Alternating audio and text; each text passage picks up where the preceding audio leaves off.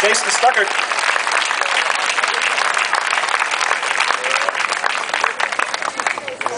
And now, ladies and gentlemen, we have a very special impromptu event.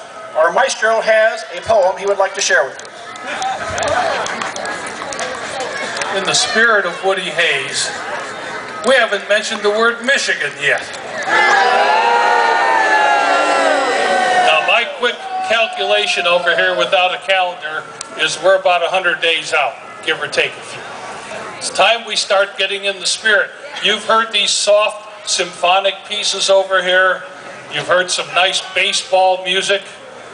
We've given you a couple of drum majors. That's kind of whetting your appetite. But now it's time to get down to business to some real old rock'em sock'em Ohio State things. Hey, all right. That's what you've been waiting for, right?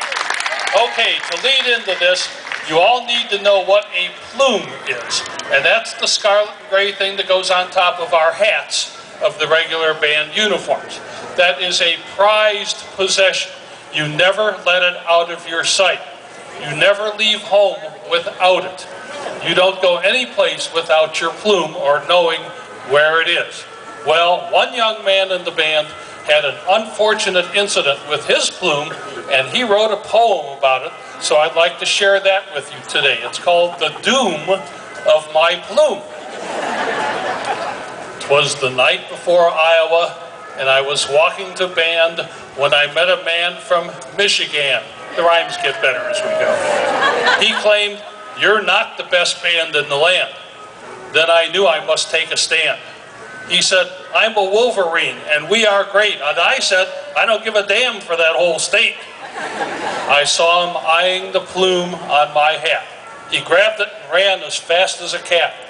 He jumped with my plume into a band of maize and blue. I chased him for a while, but then it was that I knew that I'd lost my plume. What a terrible fate. I must get the band, because to be on time is to be late. That night, my roommate and I went out to eat. I was pretty upset about my terrible defeat. My roommate, Bubba, was madder even more. See, he's a Buckeye tackle standing 6'4". I stopped walking and pointed my hand. "Look," I shouted, "the maize and blue van." I couldn't believe it. It had to be a dream. I was glad I was with a member of the football team.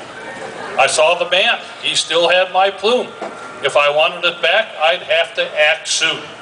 We both start running as fast as we could. It was now or never. Our chances were good. The man saw us and tried to get away. "Go Bucks, beat Michigan," I just had to say. Bubba tackled the band like he was a quarterback to sack. And in the end, guess what? I got my plume back. Thank you very much. Where else can you get entertainment like this? Are you ready for some football? I got just a thing for you. The Big Ten Conference began at a meeting of 7 Midwest University presidents on January 11th of 1895 in Chicago's Palmer House. Now, they were there to put together the rules and regulations of intercollegiate football, and one of their first official rules was, and I quote, "Make eligibility to only those bona fide full-time students who were not delinquent in their studies," unquote. And if you listen to the media around Columbus, you know that we're on this one 24/7 these days, and everybody's got to hit the books.